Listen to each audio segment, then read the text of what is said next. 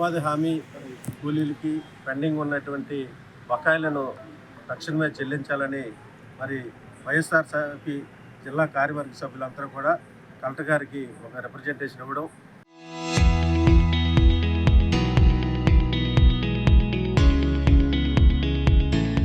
తద్వారా ఈ జిల్లాలో గత ఫిబ్రవరి నెల మధ్యలో నుంచి నేటి వరకు కూడా మరి ఉపాధి కూలీలకి బకాయిలు చెల్లించకుండా ప్రభుత్వం కాలయాపన చేస్తుంది.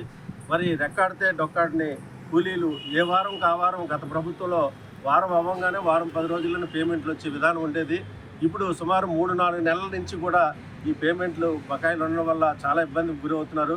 వారందరికీ కూడా తక్షణమే ఈ బకాయిలు చెల్లించాలని వైఎస్ఆర్సీపీ తరఫున డిమాండ్ చేస్తూ దాన్ని ఒక రిప్రజెంటేషన్ ద్వారా కలెక్టర్ గారికి ఇవ్వడం, అంతేకాకుండా ఈ జిల్లాలో ఉన్నటువంటి కూలీలు అడిగిన వెంటనే పని కల్పించే విధానాన్ని కూడా తీసుకురావాలని, అంతేకాకుండా ఆ ఉపాధి ప్రదేశంలో నీరు నీడ మరి వైద్య సదుపాయం కల్పించాలని పార్టీ తరఫున డిమాండ్ చేస్తున్నాం. అంతేకాకుండా మరి ముఖ్యంగా మరి ఏదైతే ఉపాధి నకిలీ మస్తర్లు ఉన్నాయో ఆ నకిలీ మస్తర్లు చాలా వరకు ఇప్పుడు ఫేస్ ఐడెంటిఫికేషన్ చేయటం, వెంటనే మంత్రి గారి ప్రోగ్రాం ఉన్నది లేకపోతే ఎమ్మెల్యే గారి ప్రోగ్రాం ఉన్నదంటే వాళ్ళకి వీళ్ళందరినీ తరలించే సంఘటనలు కూడా ఇటీవల అనేక ప్రభుత్వ కార్యక్రమాల్లో చూస్తూ ఉన్నాం. దయచేసి అటువంటి వాటిని వెంటనే ఎంక్వైరీ చేసి తక్షణమే నకిలీ మస్తరుల్ని మరి అరికట్టి తద్వారా ఈ జిల్లాలో ఉన్నటువంటి వలసల్ని నివారించవలసిందిగా కోరుచున్నాం. అంతేకాకుండా ముఖ్యంగా వేసవి కాలం బాగా మరి వడదెబ్బలు ఉన్నాయి. ఇటువంటి సందర్భంలో 2 పూట్ల కూడా పని పెడుతున్నారు.